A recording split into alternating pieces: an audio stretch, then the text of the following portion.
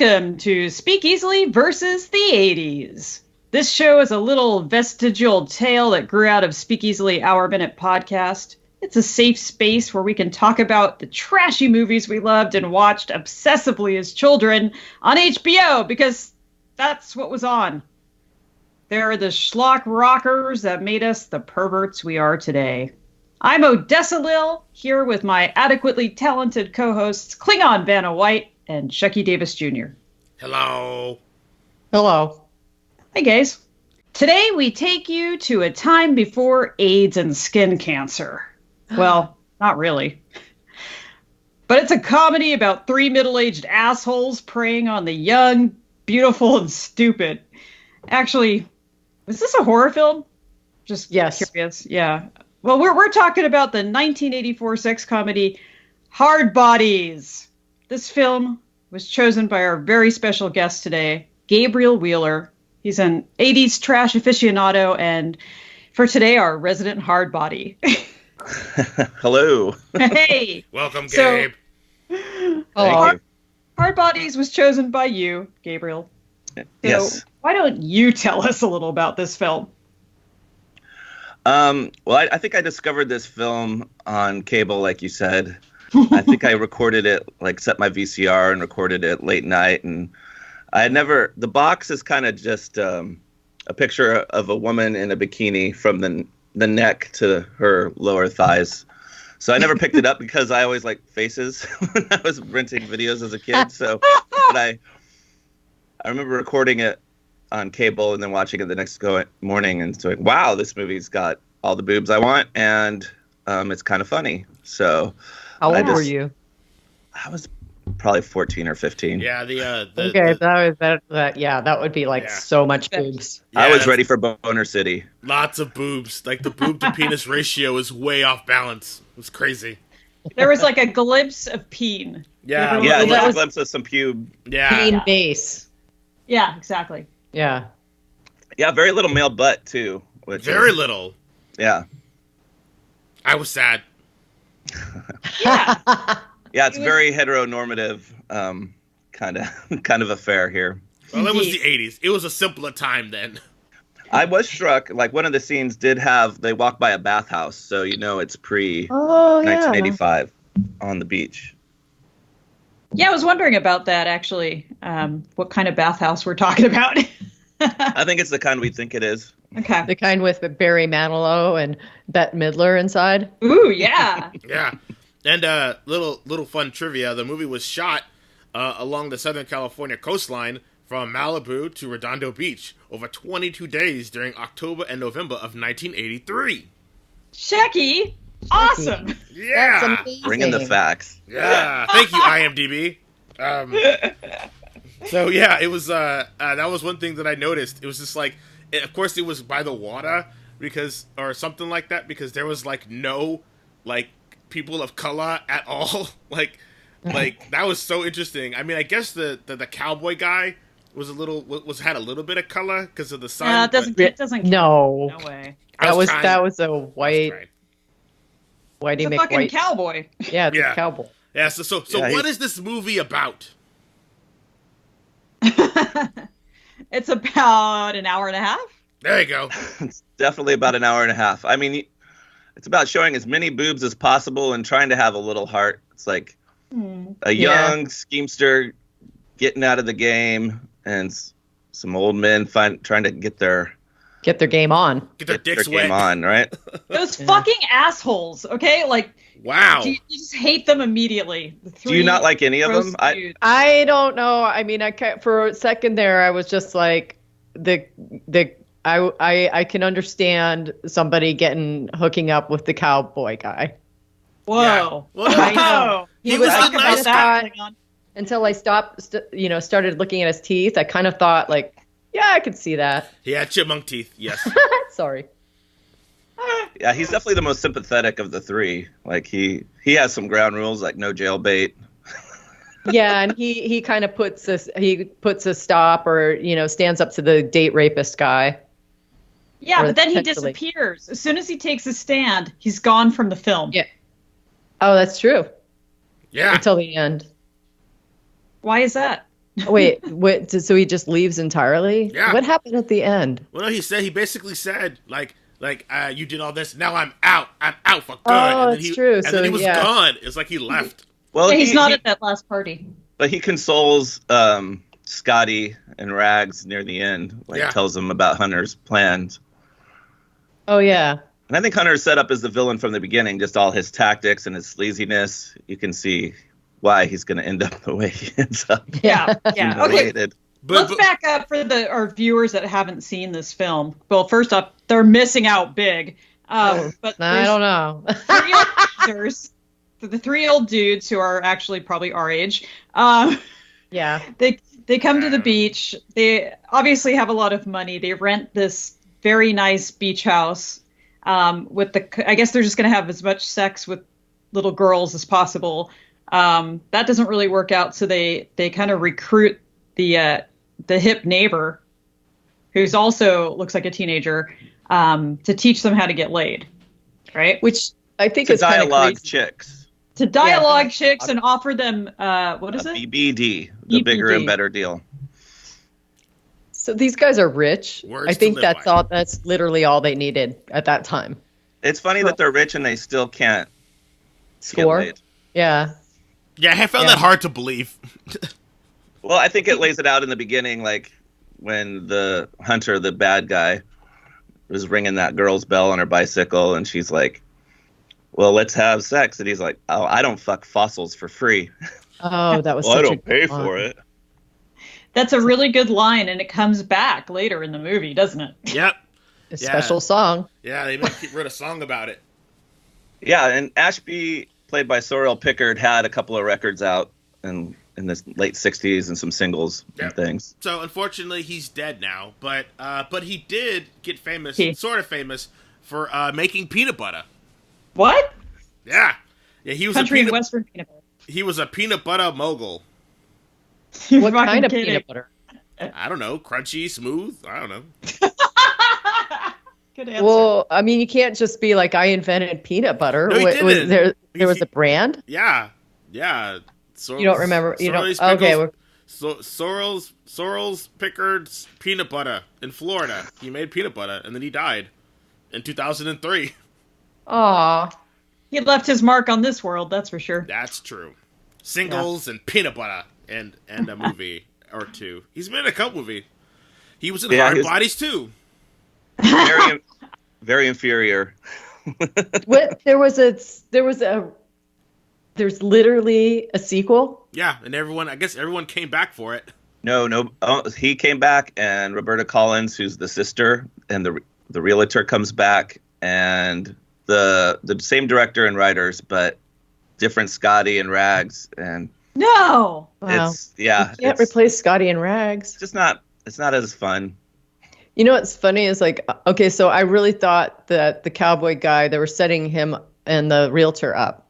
Like that they were going to be a romantic thing. Oh, yeah. And in the second one, they are. Yeah, that seemed like they definitely had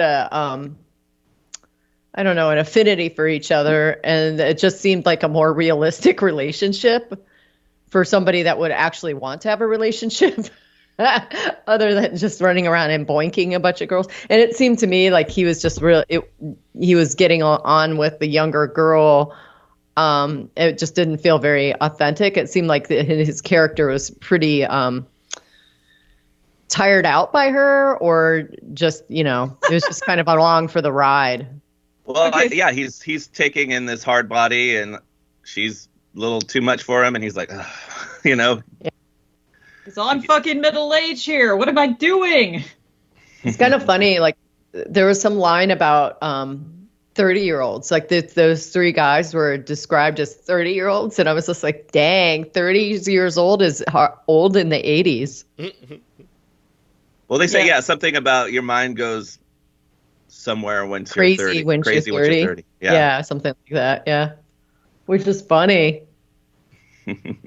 It's like, oh man. So according to Eric Alter, the screenwriter, what he said of the film is, these guys are in their early 40s, successful and divorced. They spent their entire lives looking at these great girls and decided to finally do something about it.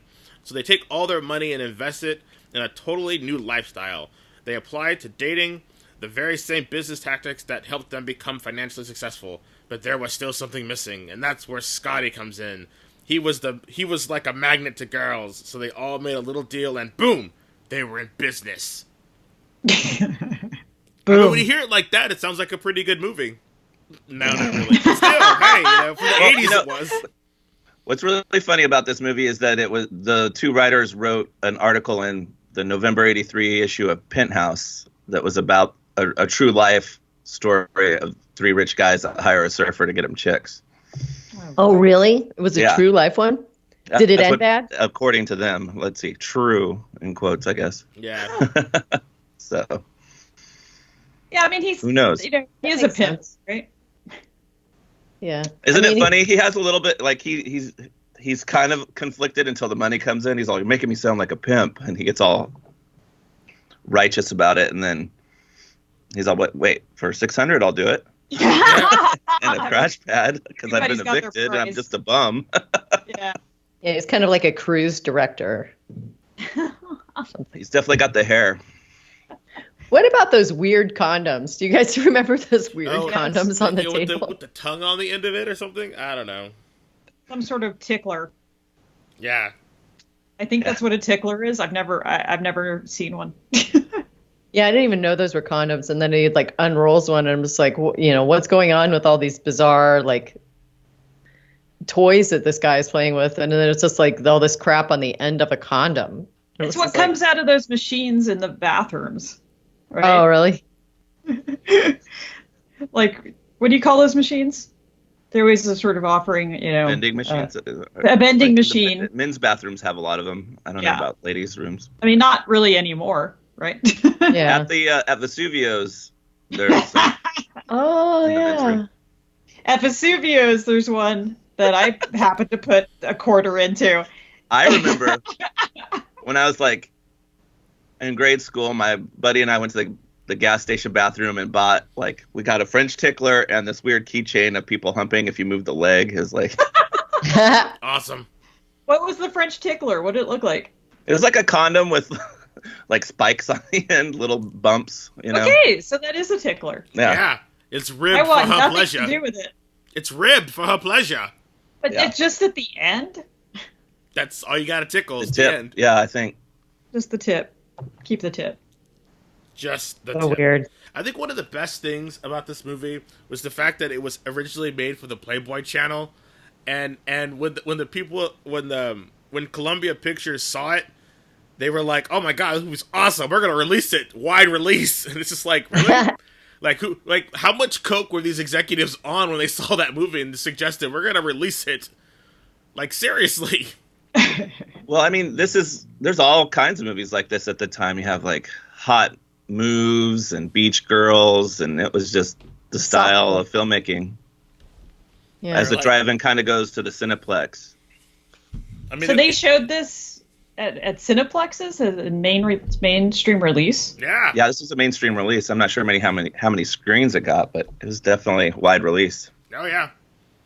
That was what's so funny about it. It's just like that we are a completely different time, where you can literally like seriously, like it was like these chicks couldn't keep their tops on. It was just like every person was just like, every woman was just like, and then the one girl, which was really fucked up, when Rounder was posing as the camera guy. Yeah, the camera guy, and all the girls are like, "Is this where the models are the guy with the model taking the pictures?" And he was like, "Sure." And he had like and then Scotty's all like, "Yeah, he's taken over 100 photos, but hasn't like changed the film once." And so all these chicks are like, "Yeah, I'm so cute, I'm so hot. Yes, I'm so cute, I'm so hot." And like, "Well, look at my titties." And it's just like, "What? Where'd this come from?" And then they all start taking off their shirts. And the one girl was like, "I'm not gonna get naked, right?" And all the way during the whole thing, yeah, she was sidelined, and I was like, "Damn." Like these chicks are like really it's a male ready fantasy. To go. Yeah. And I really like that scene because like Scotty's like getting into it, and then his lady is like, "You're disgusting. That's gross. These people are gross. What are you doing? I'm out of here." He's like, "What?" Yeah, the film gets a conscience. So. Barely, but yes. But then like you were saying earlier, Gabe, like that comes back. Like this film objectifies women, but they actually have a say ultimately. Very small say.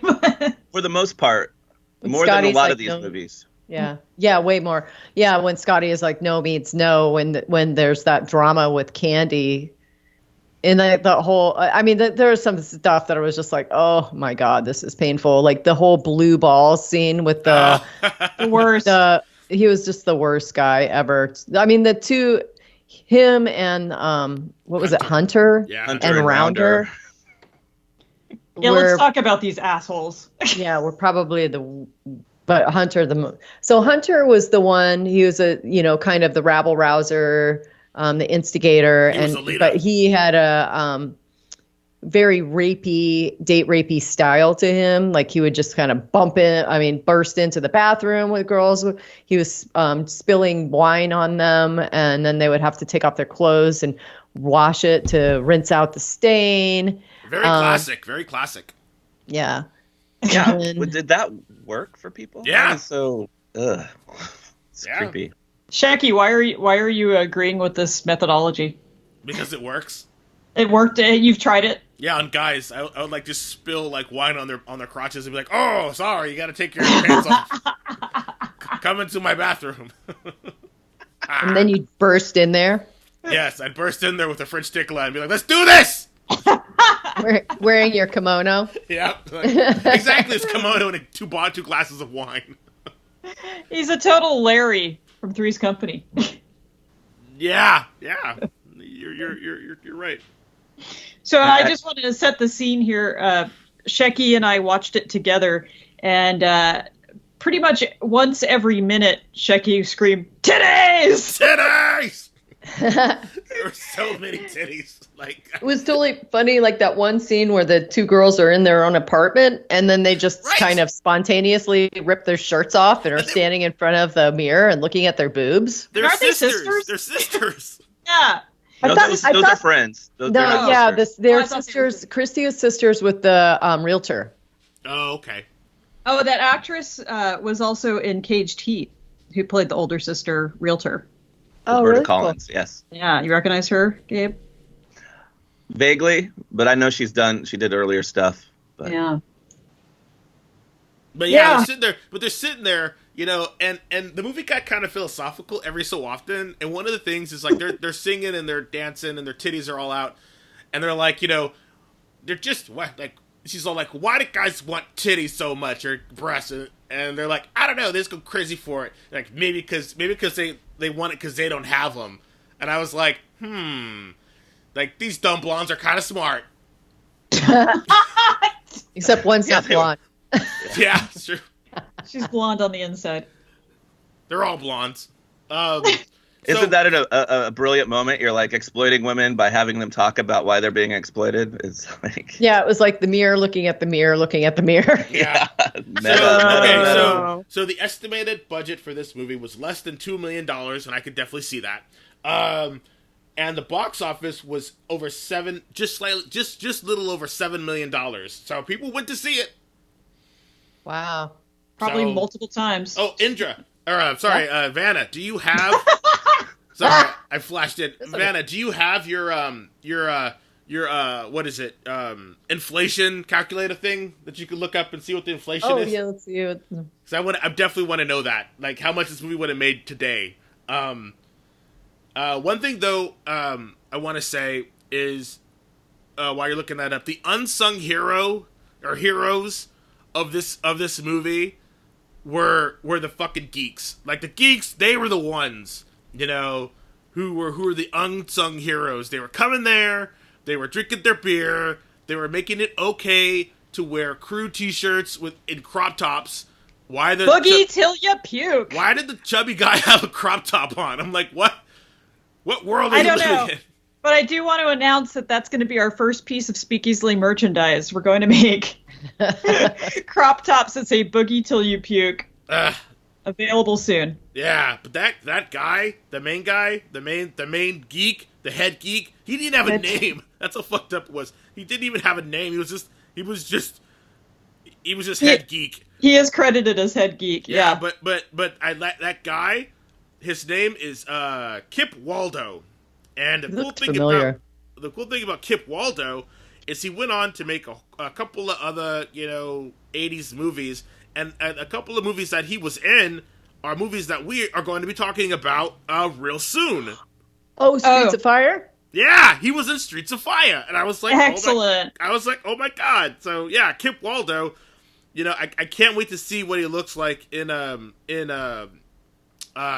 Streets of Fire, and he was in Brewster's Million, and his biggest claim to fame is Die Hard. He was a convenience store clerk in Die Hard. So, so I got your inflation. Oh yeah. What do you got? So $7 million. It translates to 16.7 million now. Oh, that's it? It's yes, it's over twice. It's 138% increase. Seriously, Crazy. the inflation since the 80s has been insane. Yeah. Like when you just look at it that way. It would be even worse if it was property. Titties sell. It would be like 10x if it was property. Courtney Gaines is the person that had the longest career after this, I feel like. Yeah. Yes. With Children of the Corn and Can't Buy Me Love and The Burbs and Colors and all kinds of... Yeah. Yeah. Appreciate that weirdo for a sec. I know, you never even He's one of my favorites. You'd never look at the beginning of this movie and be like, oh, this is the guy that has the longest career. This is the breakout star. Yeah. But the weird thing about him is I guess this was his first movie, and like I want to see the training that he had to go through in order to learn how to flip people off in like 4 different languages. Like I want to see the amount of resources that went into training him to do all that. I think they had a dialect coach work with him. And their $2 million budget. He's been in over 126 films and is still working today. Oh yeah. He has a movie coming out in 2020. The man is a monster. He's a beast. Yeah, you would not think the 80-pound kid, redhead kid in this film was the breakout star, but... Yeah, but what separated him from the other geeks, though? That's the thing that I don't understand. It's like because he was friends with Scotty, and Scotty gave him cred? Scotty was the status symbol right there. And he wasn't as crude. He was crude, but not as nice. crude. Yeah, he has a little heart there. Okay. Oh, sorry. His first movie was Children of the Corn. Malachi. Yeah. That was Same year. He made a ton of movies that same year. He just broke out. Holy crap. Yeah, he made Children of the Corn. He was in Hardbodies. He was in Lust in the Dust. Forgot about that. What? Oh, wow. Yeah, I forgot he was that Red too. Dick Baker. Red Dick Baker? Yeah. I don't believe you. Yeah, he was in Back to the Future. Oh. Yeah, he was in Starman, the TV series. Welcome to We Read IMDb Live. Shut up. Yeah. I mean, what else? I always liked him in Can't Buy Me Love. He's that sensitive nerd that gets left behind as Patrick Dempsey rises to stardom, buys his way to stardom. Yeah, but what I love though is he was in Colors, and it was a very defining moment. His character was named Whitey, so yeah, him and Don Cheadle.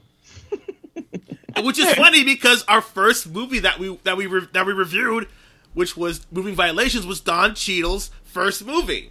Yeah. Oh. I love how all these 80s direct. Go ahead. I'm sorry, Gabe. Oh, you guys are onto something. Well, I'm just saying it's great that all these 80s people had to get a start somewhere, and it was in these trashy ass movies. I love it.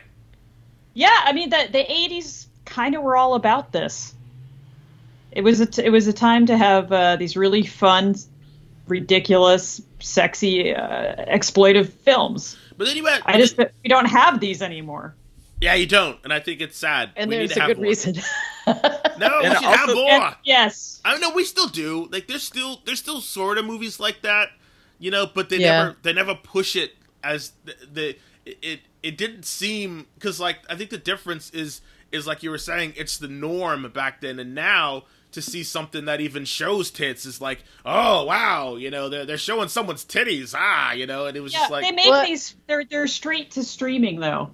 Yeah, and I just wonder, like, about the whole group of young people who watched movies like this, and like this is how they are going to model their behavior as they You mean become, like us? yeah, like us or whatever, like that this stuff gets internalized, and this is how you model your behavior when you start getting out in the world and dating and stuff. It just kind of makes a really confusing, world. Well, I think that's where, like, subconsciously you have Scotty kind of being good and turning more moral from leaving, and then Hunter being seen as more of a bad guy.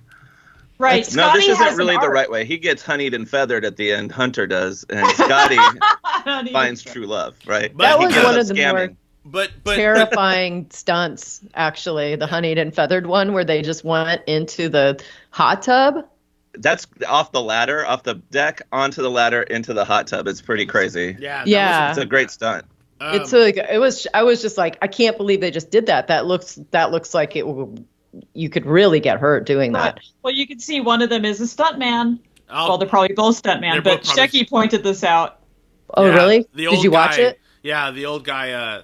We rewound it again, and then the old guy, like, seriously, it was funny. So the old guy was a stuntman. I couldn't see the face of the guy who was playing Hunter, but it was great because when he landed, he was wearing like a caftan or something. I don't know why, but he lands in, and you can see that he totally has knee guards on him.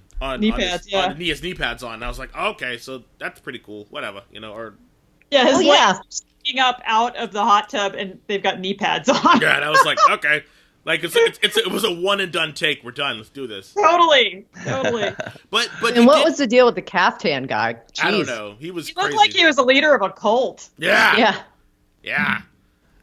I think you think Hunter's sleazy. Wait till you meet his sleazy friends. Like, Exactly. Yeah. And maybe that's why the cowboy is like, no, we said we weren't going to have these people over. Yeah. Oh, that's right. He does One say of my that. favorite scenes was watching those two old dudes in their full three-piece suits, like dancing to the band Vixen. Yes, Vixen. That's an important thing. Diaper This is rash. their first appearance before 4 years really? before they had a record out. Yep.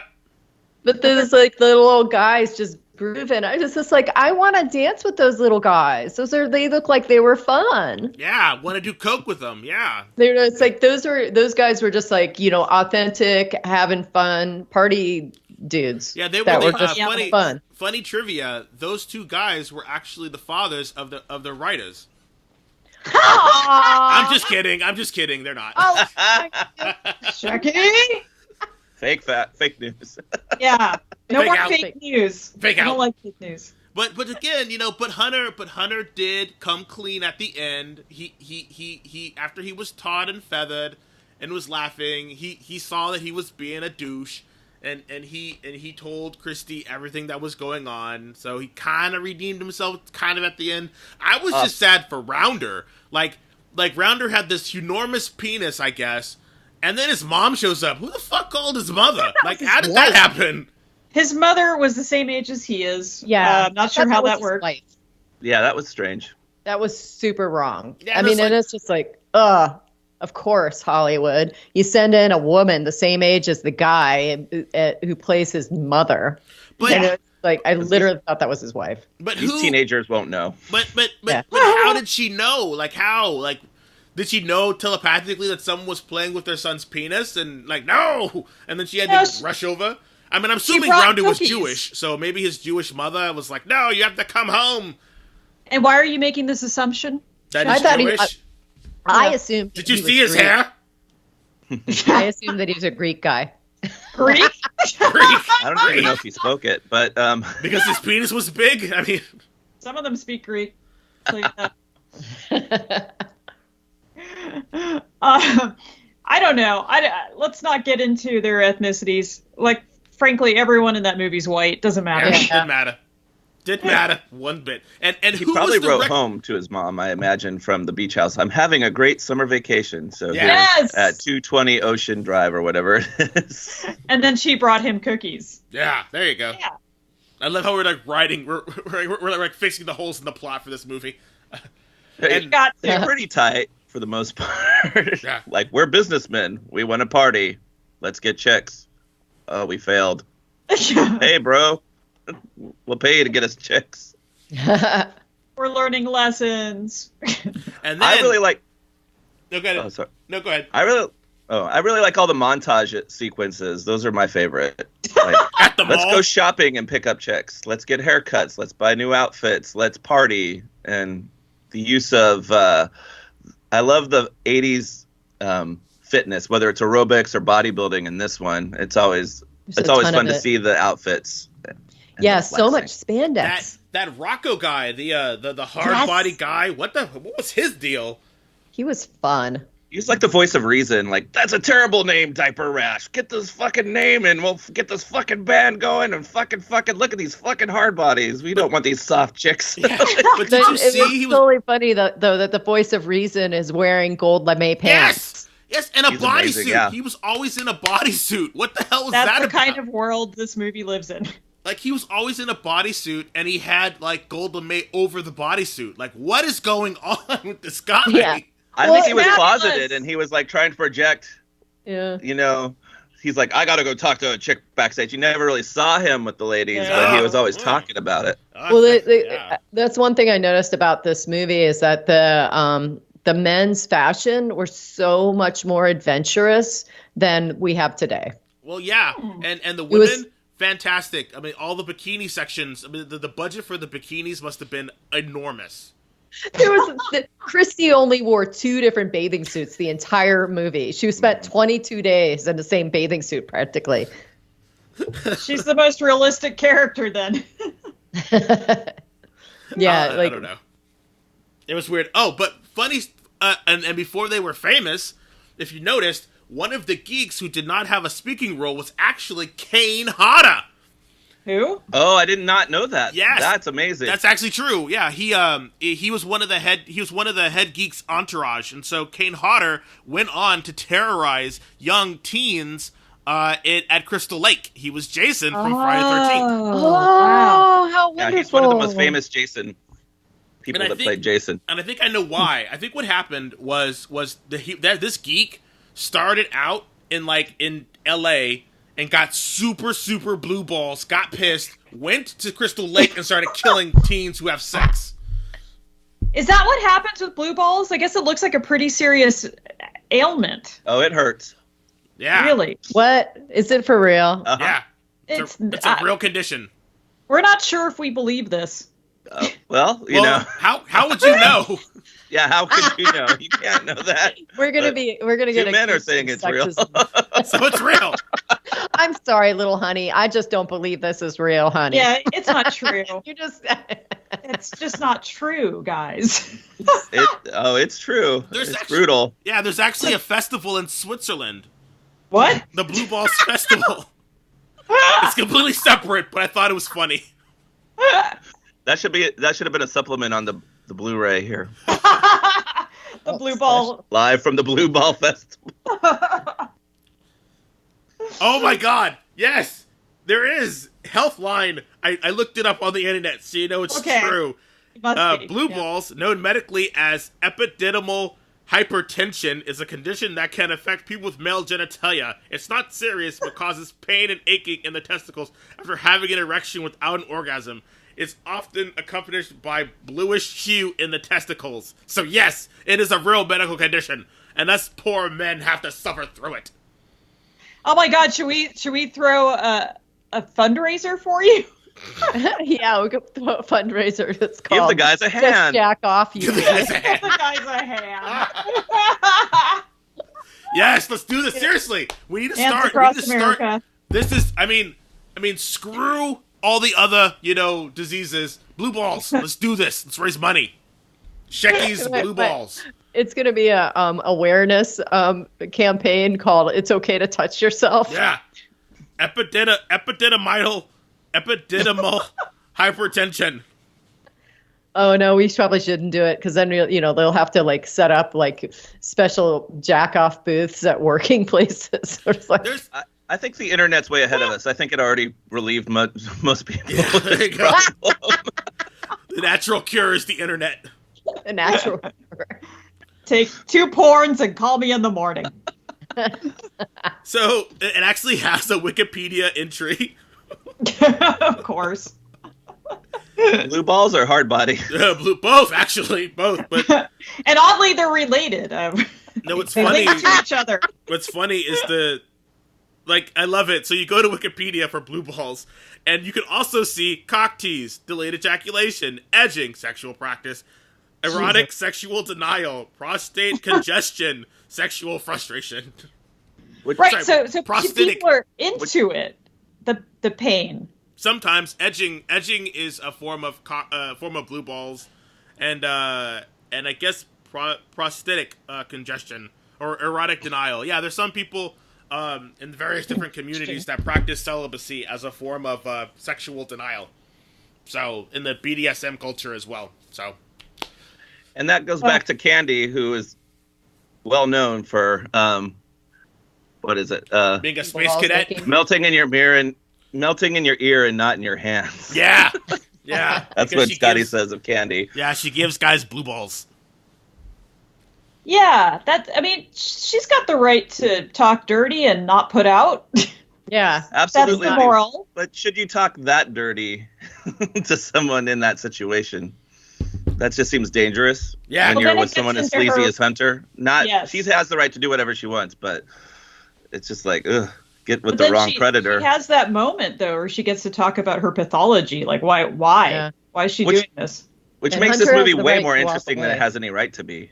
It's very true. That's what I mean. There's like certain small little glimpses where the movie becomes kind of self-aware, and you're like, okay, why are we doing this? It's like, oh no, too self-aware, titties. Well, yeah, it's after everybody has sex on the beach except Candy and Hunter, and then he goes to console, like, why do you talk dirty to guys? After his rapist interruptus. Like, we're also running a fundraiser for that as well. Rapist interruptus? Yes. Okay. Sounds legitimate. I'll give you my interrupt more. Excuse me. Titties! Titties! I mean, that's really what a hard body is, right? I thought it was a PDX 90 workout video. Yeah, I was so confused. I bet Paul Ryan loved this movie as a child. Let's work out. Get some hot bodies. And that band, the other band, Crack or whatever, who did the theme let's song. Let's talk about the soundtrack, please. Oh my god. Like that pickle guy made so many songs for the movie. And then Vixen they did some songs. Diaper Rash. And at the final party you hear 45 Grave. Yes. It's kind of awesome. Right. Was it them doing a cover, or were they there, or was it just they weren't there, but it's just playing in the background. Yeah, that was one. But there's a long list of song credits, and that's not one of them on the soundtrack. And sadly, this never came out on vinyl. Damn. Wow. So that sucks. I collect 80s sex comedy vinyl records. This is not available. Wow, that's good. Yeah. There you go. Gabe's on a mission now. Mondo Waltz, hear this podcast. Yes. Release Hardbodies. Hard body on Tropicana scented vinyl. Tan vinyl. Yeah. On tan vinyl. Well, I am proud owner of so the aerobics instructor is played by Christy Summers, who's in one of my other favorite sexy 80s comedies, Tomboy. And I did manage to track down a copy of that on vinyl, and I'm very proud of that. Wow. Congratulations. Maybe we'll do Tomboy if you have me back. I'm fine with that. Of course we will. But I'm hoping that the soundtrack's going to have Sorellis Pickard's I don't fuck fossils for free. That's another shirt coming out from Speakeasily merchandising. Yes. Also a crop top. Yeah. It's all crop tops. So when I was starting up the movie, I think we watched it on Netflix or something, but whatever. But they were like, "Oh, here are some suggestions for other movies that you could watch." Okay. And one of them was 1979's Gas Pump Girls. Oh, classic! Shot in Sacramento. Yeah, I have it on Blu-ray. I knew it. Love it. Oh, classic game. So I had to watch the preview of it. And it was so interesting because there was, there's a bunch of girls running a gas station. And the cool thing is, like, they all had their natural boobs. Nice. Yes. Well, these are all natural in this movie. These are all natural No, boobs, I don't know if they are. Really? I'd say a majority probably are. I would say so. The way they were But flopping around. The state of 80s boob jobs weren't as good. Yeah. Yeah. Oh, that's true.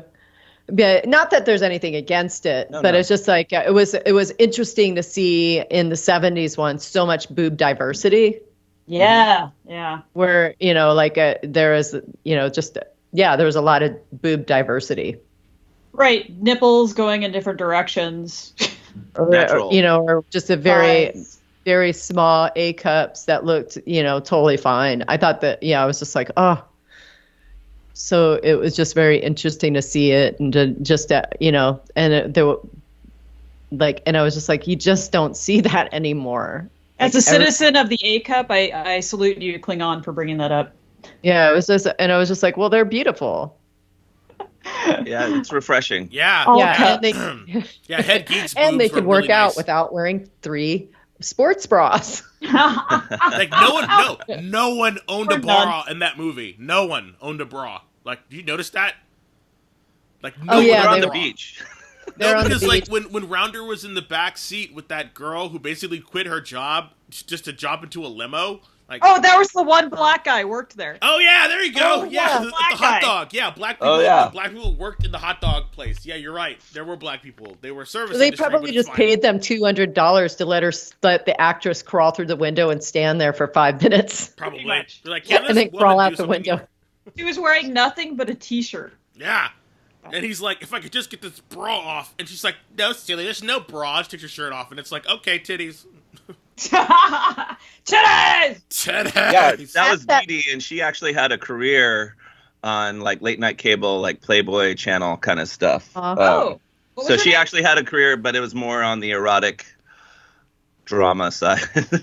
Wow. I started used here. to at that time wear giant t-shirts as that was my clothes. I still do. So you looked like Dee Dee. Yeah, I would basically just run around like that. So ridiculous. Okay. Working at the world's largest hot dog stand. They Yeah, it's called totally. like Big Wiener or something.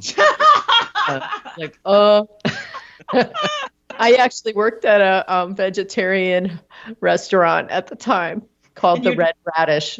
The red radish. The red Yes. radish. Kidding. I am not kidding. It was called the Red Radish, and I worked at and we didn't serve any meat. Did it have any blue items on the menu? I don't think This so. is, of course, on the planet of Kronos. Oh, yes. Of course. The planet of Kronos by way of Ohio. Yeah. It was red radish because it reminds them of blood.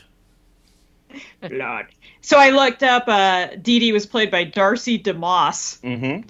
And she is very well preserved right now. Just looking at a photo of her. But yeah, it looks like she got to do all kinds of crazy things. Good for her. She was in Teen Witch. That's awesome. Oh, my God. She is gorgeous. Yeah. Oh, my God. She is. Very well preserved. She's a hot body. Hardbodies. So let's talk about that song. That song's amazing, right? Like crap. It's like Billy Squire meets. They were a horrible band, though. Jeez Louise, when they were dancing and doing their stuff. I wonder if that was even them. They just got hot dudes, want to be Rick Springfield or Loverboy. I don't know. I feel like there was a lot of that, though. Like they're just like, oh, we just need a bunch of extras who work out, and we want all of you, aerobics instructors to walk around and dance in your, big spandex stuff. Like when that one woman with the crazy eyes is looking at Rounder in that party. And she's just dancing, and it was just she is not an actress. She has a crazy, thirsty, hungry eye look on her, and then she rips her shirt off. Get titties. Starts juggling, swinging her boobs around. Real boobs, might I add. Yeah. How many times did Rounder get hit in the balls or fall backward because he's seeing a naked lady? Like this guy must have never Oh, yeah. Excitement in his life before. Classic He's, Jew. like, yeah. Stop he was- it! Shecky, you're out of the club. What did Chucky say? Classic Jew. Oh, jeez. I just feel like he was kind of pigeonholed and like, I'm the fat guy, so Yeah. I wear all the schlumpy fat guy things, and I'm horribly inarticulate and Yeah. can barely walk. He was George Costanza before George Costanza. Yeah, he was So a total- George. Except he had no And then- philosophy. Yeah. Well, yeah. And then the hilarious thing is remember he's like challenges that girl to a race, and she's like, if beat me, eat me. Yeah. beat me? You beat me, you eat me. And so he's trying to win so he can eat her. Yes. Oh, Yeah, and then he passes out, and then Jesus comes to his rescue. It was amazing. that was wonderful. I was so happy to see that bit of Jesus there.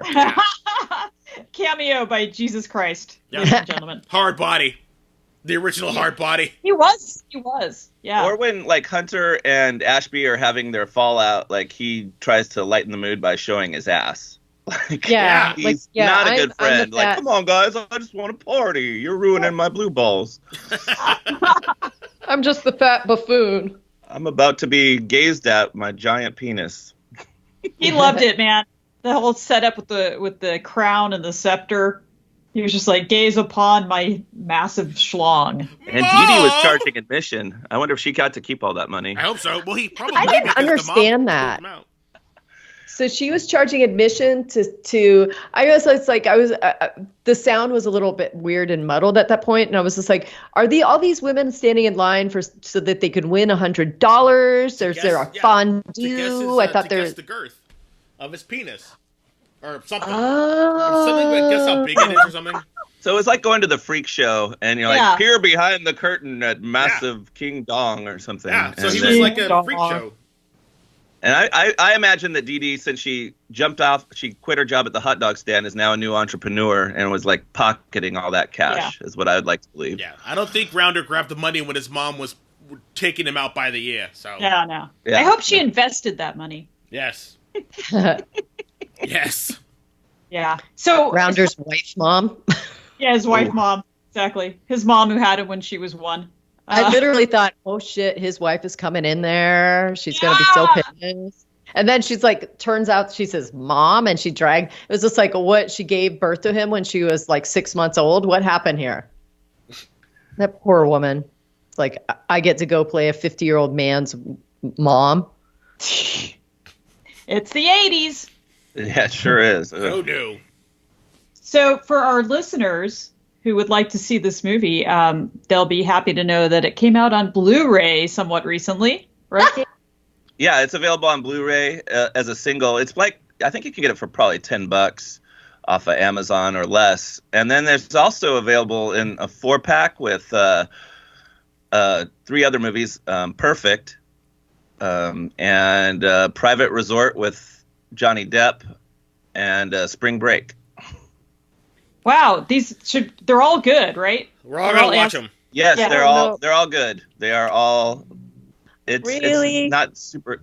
Well, as good as this movie is, right? How do they compare on the today meter? I thought I was being punked by you guys at one point.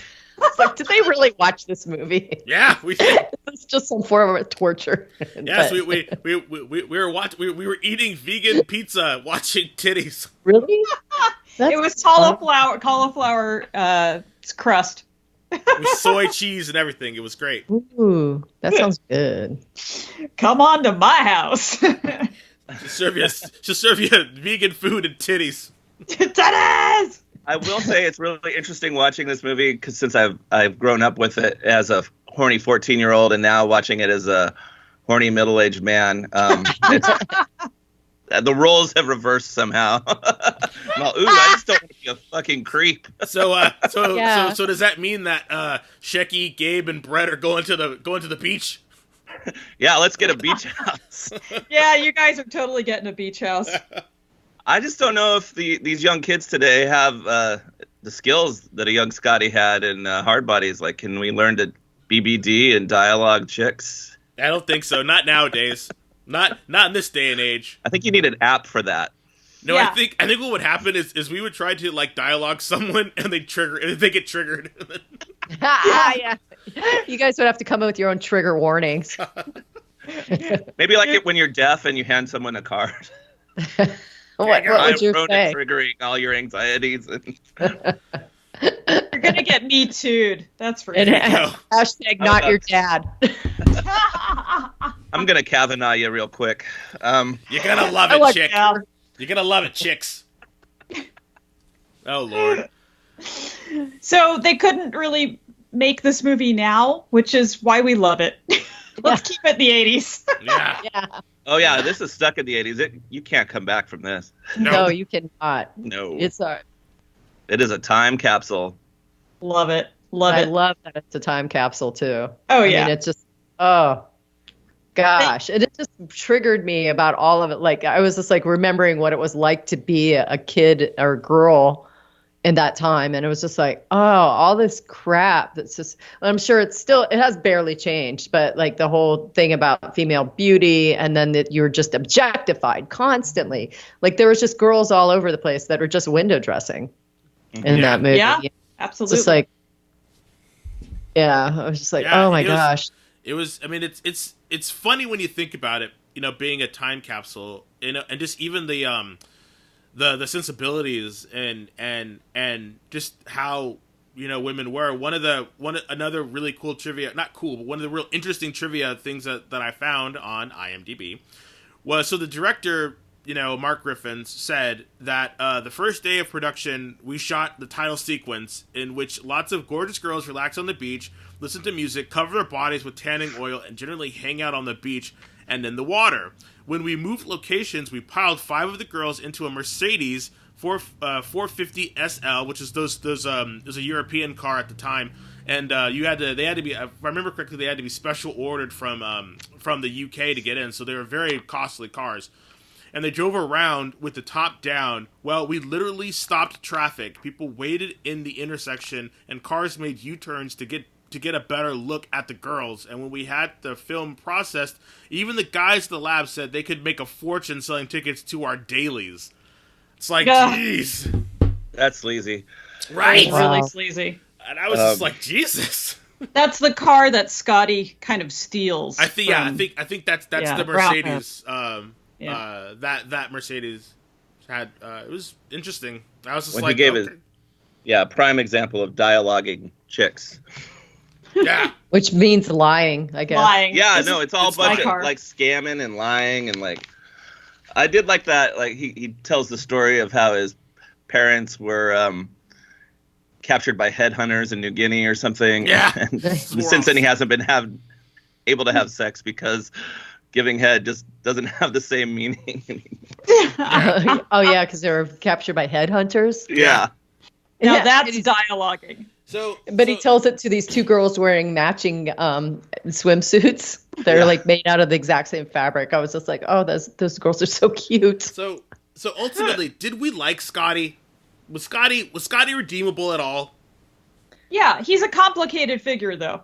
Yes, he's problematic, but I think he does redeem himself. He wants to give up scamming and be with Christy and move in. He's done with it. He was already tired of it, but he kind of, through his not paying his rent and becoming a bum, he takes advantage of a situation because I think he's just an innate hustler, grifter, and he goes through what he's known. But he is trying to change. He's kind of tired of that lifestyle, as he says in the beginning. Yeah, which I thought was really kind of cool. Is like this was kind of like his last gig, and then I remember he like when he was trying to make amends, so he goes to Vixen or Diaper Rash or Hardbodies, whatever their name is, and he tells them like, I'm not a manager, but then it actually works out, so maybe that could be another job managing these people. So he had that, and then he was able to get with Christy, and at the end as Hunter came clean. I loved the scene in the bathroom when they were getting fucking stoned, and he kind of like trapped her in there, and he was like, they're talking about it and stuff. I thought that was really kind of cute. So there were some quiet moments with Scotty that I thought, okay, this guy isn't a total douchebag, but or he's growing. And then when Christy said, oh, I'm going back to school, and he was just like, he didn't fight or anything. He was just like, okay, I hope for the best for you and blah, blah, blah. And she's like, no, silly, I'm going to come here. And he's like, that's amazing. It was just like, I don't know, something about his character towards the end was like, okay, you're kind of a douchebag, but you're not all totally douchey, but I don't know. It just, he's redeemable. Yeah, he is supporting her. Mm-hmm. Yeah, and I think that's a nice contrast to when they first find the hot tub and she's showing him how it's used, and you see how fragile he is in his own, like, she's like, how do you know this? He gets all really hurt. Like, who with? Who showed you how to do this? Oh, and you mean the car bed? The car bed. Yeah, the car hot bed. water. Hot. And and he's like so fragile in that moment. Like, even though he just scammed 2 chicks to get this gig at this house. Yeah, so it's just, I don't know. He's very self-centered, and then when he saw like what I think also he saw what he had created with these 3 guys, and he was just like, he was like this weird Frankenstein, and he was just like, I gotta get out of here, Yeah, maybe he was scared straight. Yeah. Well, he got voted off the island. Yeah, he did. Yeah, he did. Yeah, for not providing enough rapey resources. Right. Yeah. Not enough titties. For having a conscience of being like, I was really surprised to hear the statement "no" means no, and coming out of not necessarily that it came out of Scotty's mouth, but because he did seem like he had a little bit of more awakeness, I guess. But I was just like, gosh, did that term that predated this movie? And like, you would think that it just started and then late 90s or early aughts, but no, this is like started in the 80s. And it, by the way, by how casual it was, like maybe even started in the 70s. Like, what is that? No means no. Yeah, what is it? Etymology or whatever? Like, I don't know what the history of that phrase is, but that's an interesting thing to look at. And that's one of the first times that I've heard it, and you never hear it in these kind of movies ever. I bet. No means just convince me harder. Right? So, No. Speaking of lexicon, a couple of words were created for the movie itself. So, one of the terms was RAMO, RAAMO, which is a remodeling job such as plastic surgery. So she's had RAMO, or he's had RAMO, meaning like a nose job or possibly. Tools, the elements of seduction, e.g. a car or a jacuzzi. And dialoguing equals, it's a 30 seconds of fast talk to get a phone number. So yeah, those are kind of cool. And then of course the BBD, bigger, better deal. So I mean, this movie was very educational if you look for it. If you look for it. Wait, what? Who was Ramoed? I don't know. remember. I think so, Yeah. I think they mentioned that maybe someone had someone had like a nose job or a facelift or something. I can't remember the term. It wasn't. Yeah, I don't think that was actually used in the movie, but it's on the press materials. No, there you go. Okay. So like, I have the promo pack from Hardbodies, Ooh. and That's amazing. and it has this whole spiel called Hardbodies on Celluloid, and I think it's from Rag's point of view. So I'm just going to read the first paragraph here if you'll indulge me. Totally. So it's like this, dude. See, we were all just hanging out last summer, getting tubed, catching rays, cruising the babes. When all of a sudden, man, these 3 gross older guys with multo bucks, gold chains, and solid wheels rent the coolest house on the Strand. I mean, these guys may have been in the money, but they were so lost. Talk about your territorial imperatives, man. These guys were out of it, like doobies out of brothers. Love it. Whoa. Doobies out of brothers. And there's like Deep. 3 more pages of that shit. Love it. Oh man, somebody wrote that. Yeah, it's the back end with the Columbia Pictures heading on the top page. Yeah. Oh wow, That's really cool. that's amazing. So where did you get that? eBay. So yeah, it's a cool promo pack. It comes with a Hardbodies folder. It has the breakdown of all the cast. You find out that Mark Griffiths, the director, wrote episodes of Rockford Files and Hardy Boys, and that the producers, I think the producer and maybe the cameraman worked on Saturday the 14th, and it has all these cool credit breakdowns and like 8 to 12 promo stills from the movie. So Wow. I thought that was, when you showed us that, I thought that you had just made that at home because you were so in. I wish I was so crafty. Wow. Like, you're just like, I'm just going to get this folder printed. He's like, my love for Hardbodies knows no bounds. I must craft this. I mean, make a craft book. Great He condition. crocheted it. I must make a scrapbook. So you get these like stills from the movie. Very Wow. cool. Maybe Yeah. you can take a few pictures of this and put it up in our group. Yes. Oh my gosh, that guy's so cute there. Yeah, and I think Scotty's his so claim to cute. fame, Scotty Kramer, he was in Killer Clowns from Outer Space. That's Yes. the only other, and New Year's Eve. He didn't do a lot, which is surprising because you'd think he would be the breakout star. No. Yeah, he's not Rags. Yeah, exactly. Who I had to look up his net worth, and it was $3 million. Pretty good. Yep. Yeah, it's not bad. Rags Shit. net worth. Yeah, I was just like, wow, he made a $3 million career out of being a character actor, which is, I think, the way to go. Constant work and Super cool. Under the radar. Yeah, you're always working. Yeah. It's better And to- he I can think have- that's better work as an actor, honestly, because you can go out in public most of the time, exactly. But then people go, hey, you're that one guy. and then you're like flattered and go, thanks. I am that one guy. I'm Malachi from Children of the Corn. Right. I'm Whitey from Colors. Not I'm the creep from the Burbs.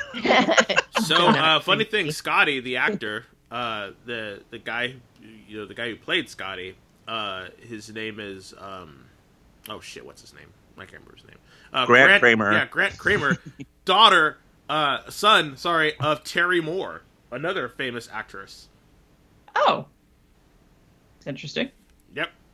Yeah, I feel like Courtney Gaines Rags must have known like a casting agent to get a start in Hollywood or something, or had a family member kind of. It's just so weird looking. I think that people are just like, oh yeah, we can't have all these beautiful children. We have to throw one weird one in there. It's a nice Yeah. contrast because I feel like today most people, except for a few character actors, are way too good looking, and all their teeth are not interesting. Yeah, Identical teeth. he definitely has some interesting teeth. Yeah. Like with that weird underbite or something. Like, Mhm. And he's got that. He's like, when I was looking at him first, I was just like, this guy looks so familiar. Who is this guy? It was just like, is this Carrot Top before he like hit the surgery bandwagon, or is it that or whatever? And then I was just like, oh no, it's this weird character actor that I've seen in fucking 8 million things. Yeah. But he was a kid, and then it was just like, is he cute? Is he not? He's kind of cute. He's kind of not. But I would do him Wow. when I was that age. I would. He finally wore down. What's her name? Whoever. Yeah. What's her name? They meant- Good old Come what's her on. name? They were gonna do it. That's what you got to do sometimes. You just got to wear these chicks down, and then they'll show you their titties. Down. He just happened to be nice and constant. Kimberly he's was just her name. yeah. He was just a nice guy who cared about her safety and cared. Even though she could beat him in arm wrestling and could kick ass if somebody was beating him up. My favorite Yeah. scene is at that first party where they're on the deck and he's like moseying up to her and she just pushes him off the ledge and he's just like smiling like, yeah, that was fun. Like he is nothing. He's just a good times guy. He's like, yeah, cool. Right. I can hang. He Yeah, likes he's that she's a badass. Yeah, he's not intimidated by her. He admires that. And he's okay to be in her shadow. Yeah. Yeah, but though she came running when he stood up to that guy and tried to save her though. So chivalry is not dead, folks.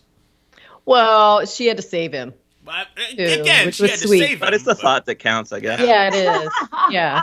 Oh, so it's like, Oh, puppy. yeah, look at it. Yeah, aw. Look at it, so terrifies. Oh, So puppy. terrified. Oh, puppy. It's I'll let like- you pet the kitten now. It's Let's like, go. Yeah. Oh, shit.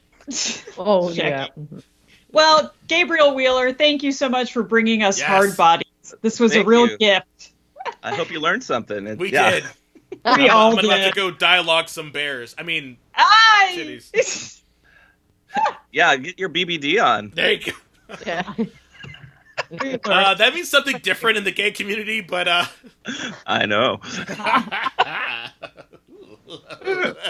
Wow. Yeah, I know. I was just like, what is that? BBD. It's like I didn't think this movie was supposed to be kinky.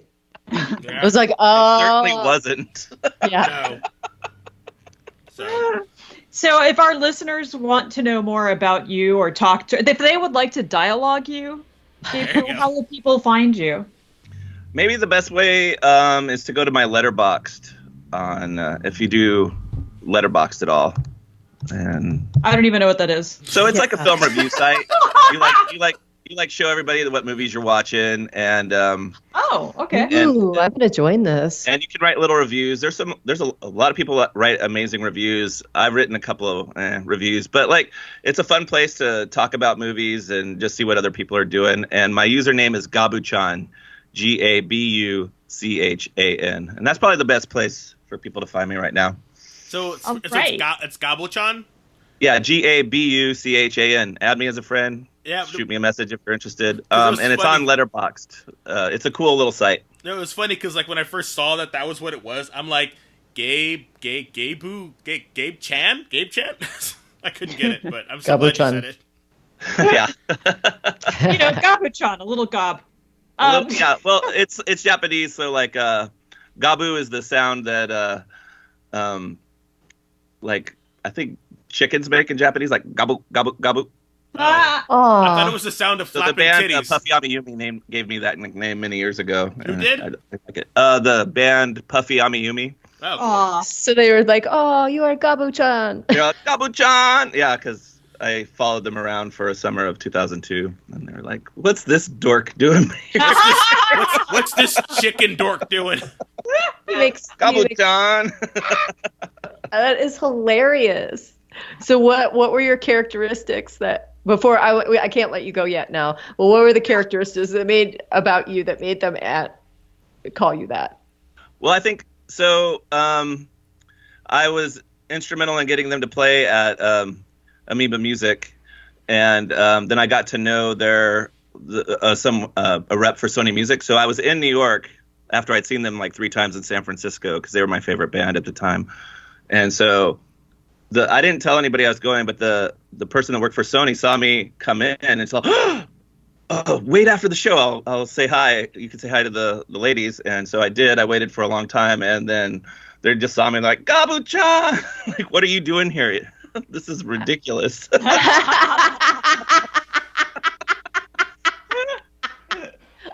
Oh, This is awesome. so funny. So yeah, that's that origin story. Okay, you can find us Speakeasily at speakeasily.tv because we're a podcast. That's our website, speakeasily.tv. Because speakeasily.com was already taken. .tv. .tv. And we're on the Facebook, and we even have a special People's Club on the Facebook, Speakeasily Hour Minute private group. Join us. And you'll get little spoilers about what movie we're going to do next. And Gabe, that would be super cool if you posted some pictures of that Hardbodies collectible kit you've got there. Yeah. Yeah, I'll try to do that on Sunday or Monday. Right on. All right, everybody, boogie till you puke. Yes! Woo! Thanks, Gabe. Oh, thank you guys.